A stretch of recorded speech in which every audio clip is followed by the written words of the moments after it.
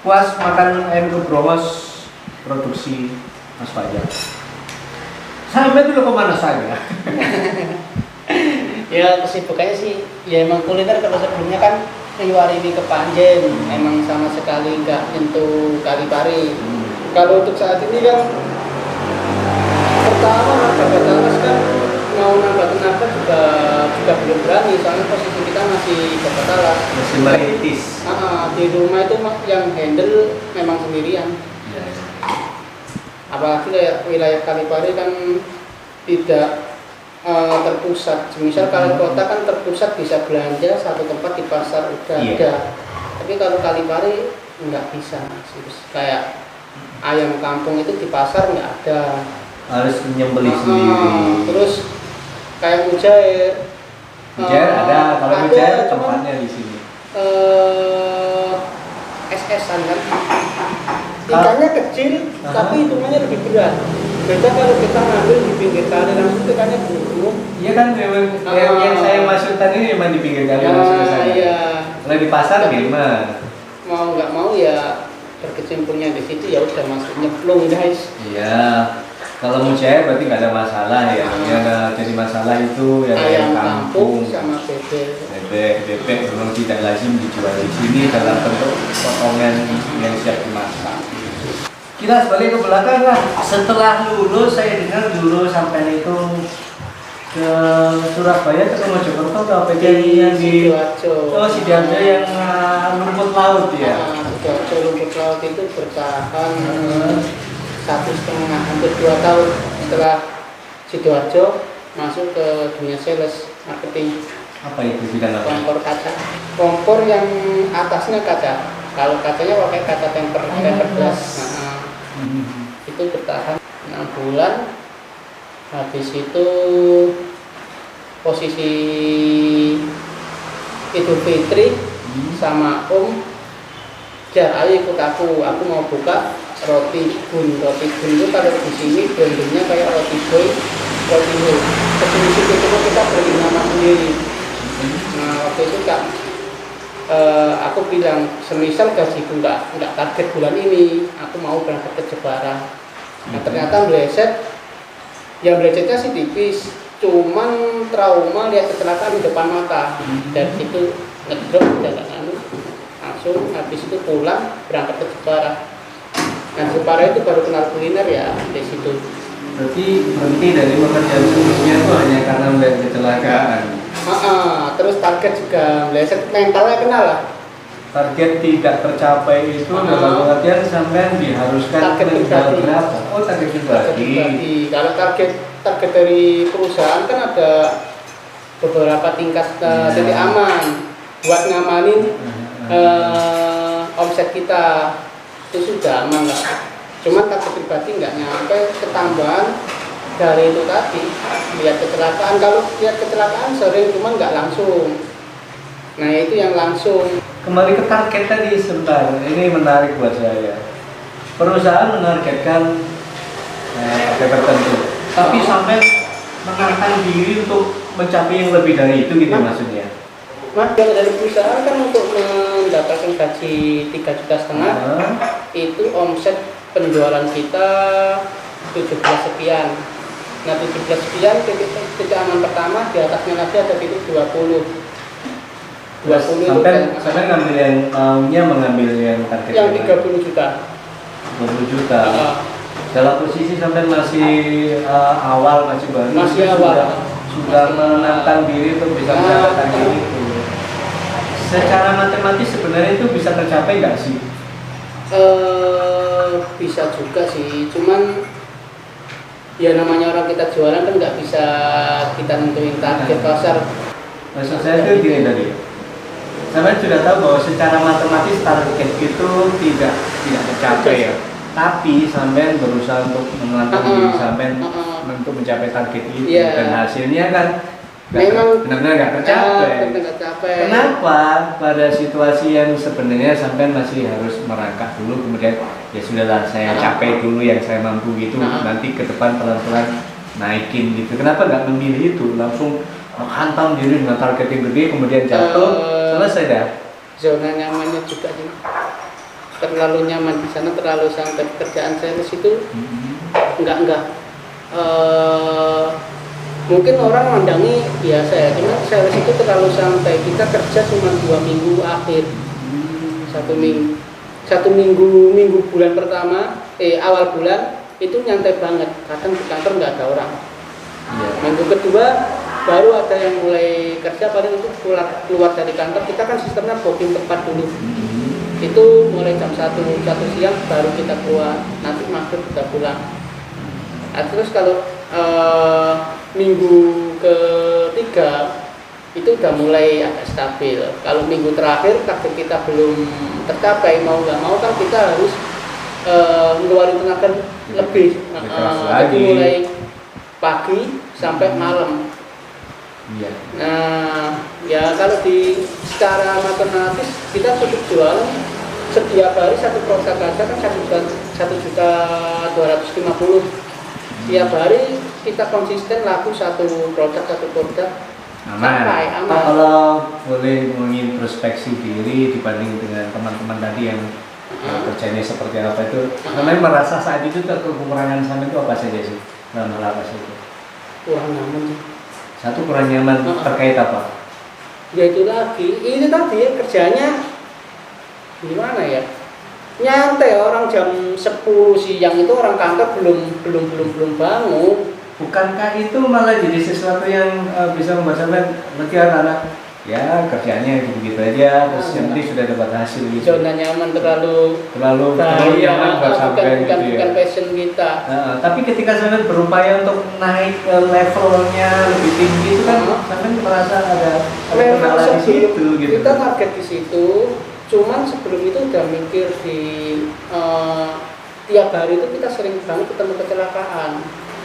Akhirnya pindah ya ke Jepara itu ya. Jepara kenal kuliner dari siapa? Dari Om adiknya Papa. Sudah lama bergelut di bidang kuliner beliau? Kalau dia sih multi talent, memang bisnisnya banyak, mulai digital printing, kuliner punya kafe, sama barbershop, terus coffee shop. Yang sampai pelajari dari beliau apa saja di bidang kuliner? Kalau belajar dari Om langsung nggak pernah. Mainku ya di kayak kafenya Om, tapi main di belakang, main di dapur. Terus kayak teman-teman chef kan juga banyak. Apa saja dipelajari dari dapur yang akhirnya membuat saya berkeputusan untuk kayaknya saya bisa deh buka kuliner gitu. Dasarnya suka masak. Enggak, yang saat itu dipelajari dari dapur kafenya Om itu apa saja? Menu-menu kuliner. Menu kalau menu kuliner sih jarang banget mengikuti, cuma tahu gunaan bumbu ini buat ini. Jadi kita buatnya cuma permainan sepengetahuan kita juga. Jadi dasar-dasar ya, bongkar resep lah. Berarti dari dapur Om tadi sampai belajar tentang banyak-banyak peluang. Kalau harga pokok produksi kan memang dari awal udah dikasih tahu, kayak kita datengin chef. Kalau kita datengin chef kan trainingnya memang sih cuma 2 jam, cuman kan kita dikasih tahu Mas harga pokoknya sekian, sama sesuaikan dengan harga market, kemampuan masyarakat Jepara sekian, langsung praktek. Terus dari ilmu yang didapat dari dapur tadi untuk sampai ke ayam ini, ayam kebrongos ini ada proses apa? Sama sekali memang benar-benar otodidak, bongkar resep kayak ungkepan. Mungkin kalau ada nenek bisa dibelajar, kalau ini sama sekali otodidak. Jadi kita main Google, kita cari yang pas, kita bongkar-bongkar yang kurang apa. Soalnya kalau di Google itu kan nggak semua orang itu langsung dibuka ini resep. Iya benar sih. Selalu ada jenis bumbu-bumbu tertentu yang disembunyikan untuk menjaga kualitas. Menemukan nama ayam kebrongos itu ada sejarahnya, ceritakan. Kalau sejarah enggak, cuma saya ingin tahu banget kok kebrongos kenapa bukan nama yang lain. Asal mulanya memang ingin brandingnya ke bakar. Nah, kalau kebrangas kan biasanya identik dengan orang beli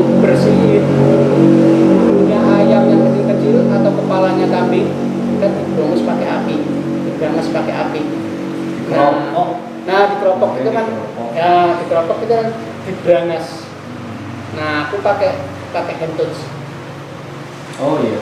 dibakar Sudah berapa lama buka di sini? 1 minggu. 1 minggu. Dalam 1 minggu itu pertumbuhannya bagaimana sejak hari pertama? Stabil. Kalau dihitung hari pertama berapa, terus anggap saja ini hari ke-6. Hari pertama berapa, hari kelima berapa? Saya ingin tahu pertumbuhannya. Kisaran kalau kisaran 700, 800, sempat puncaknya 1 juta pas hari apa ya kemarin? Ada ya sampai Ada, detik itu ya. cuman stabilnya hitungan kita Rata-rata ya sekitar 700-800. Artinya bahwa usaha yang dibuka di sini itu jalan. Gitu. Langsung jalan ke sini. Kalau di Kepanjen bahkan pernah sampai putus asa, udah posisi nggak pegang uang, kan posisiku nggak menetap di Kepanjen, kita pulang pergi PP. Masalahnya apa? Apakah karena di sekitar situ ada banyak pesaing-pesaing yang jual produk yang mirip? Bukan kayak itu sih, lebih ke kita memperkenalin makanan yang sebelumnya nggak ada di wilayah Malang Selatan. Dan animo masyarakat sana mungkin tidak terlalu bagus untuk produksinya kira-kira gitu. Sebenarnya kayak gitu. Berapa lama kira di sana? 1 tahun ini tak pegangin ke Budi. 1 tahun sebenarnya Udah tahun depannya udah tinggal, tahun ini udah tinggal enaknya, soalnya kita jualan berangkat itu udah pasti laku. Oh, artinya sebenarnya sudah jalan di sana. Cuman akhirnya sampai alihkan ke Budi. Satu lagi nih hal penting yang ada dalam pikiran saya, atau apakah ada di dalam pikiran Mas Fajar juga. Karakteristik masyarakat di kota dengan desa berbeda. Di desa itu terkenal banget ketika ada sesuatu yang baru buka gitu, orang memang berbondong-bondong gitu ya. Tapi kemudian setelah beberapa waktu surut dan mungkin aja mereka nggak kembali. Nah, seandainya kemungkinan itu terjadi pada ini usaha sampai ini, sampai sudah punya strategi apa gitu? Kalau aku sih karakter nggak semua, maksudnya yang mau tak keluar itu nggak langsung tak keluar gebrak-gebrak tuh nggak. Aku karakter yang ketika udah sepi baru aku ngeluarin produk baru lagi yang sekiranya bisa ngebrak pasar lagi. Nah kalau ini kan dilalap, lalapan itu bukan makanan musiman. Terus ruang juga kiranya perlu ada pembenahan di sana sini memang agar menambah kenyamanan makan. Apalagi biasanya anak-anak muda itu suka sesuatu yang menarik interior kayak apa. Sudah dipikirkan itu? Sudah. Ya ini paling di depan, cuman ini masih nunggu, ini kan masih rembes, masih dipenuhi rembes soalnya atas. Ya, semoga lancar, semoga target-targetnya tercapai.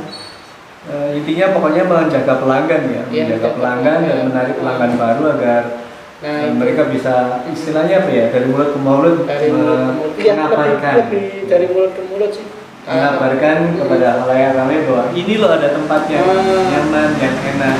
Kalau jalannya sudah seperti ini terus, nanti kira-kira berapa lama sampai baru merasa yakin bahwa usaha yang di sini itu sudah benar-benar gitu? Kira berapa lama target? Kalau kuliner kita nggak bisa masuk di tahun pertama, minimal tahun kedua itu baru kita bisa nentuin masih prospek enggak usaha kita buat kita lanjutin. Soalnya kan kembali lagi ke backup dana kita buat bertahan. Nah, kalau usaha kuliner kan harusnya antara modal awal sama backup itu 1:1. Soalnya nggak semua orang jualan kuliner langsung laku. Cari pelanggan itu susah, soalnya kita nyari pembeli itu yang kelewat, jarang banget nyantor. Kebanyakan mereka memang punya niat dari rumah buat ke kita. Kalau orang lewat sulit nyantor. Itu yang aku pahami dan di sana seperti itu. Ya wis, mudah-mudahan sukses. Saya doa saya cuma sukses saja ya. Sukses itu bisa luas maknanya. Sukses pribadi, sukses usaha, sukses apapun lah. Barangkali ini juga bisa bermakna buat banyak orang. Siapa tahu ketika ini menjadi besar kemudian sampai merekrut karyawan lokal ya, itu akan menjadi sesuatu yang lebih baik. Ya wis, terima kasih Mas Fajar. Silakan bisa melanjutkan aktivitas. Maaf saya mengganggu Karena ketika nggak dipakai ngobrol nih, harusnya sampai menyiapkan segala macam Oh ini ya. enggak, kalau jam segini emang enteng. Ya, terima kasih, sukses terus. Saya bangga sama Semen, bangga. Karena anak muda memang harus seperti ini. Iya. Selalu harus punya gerakan untuk bisa dia menempatkan dirinya di titik yang membuat dia selain nyaman juga membuktikan bahwa aku bisa berbuat sesuatu. Ini ya. Terima kasih.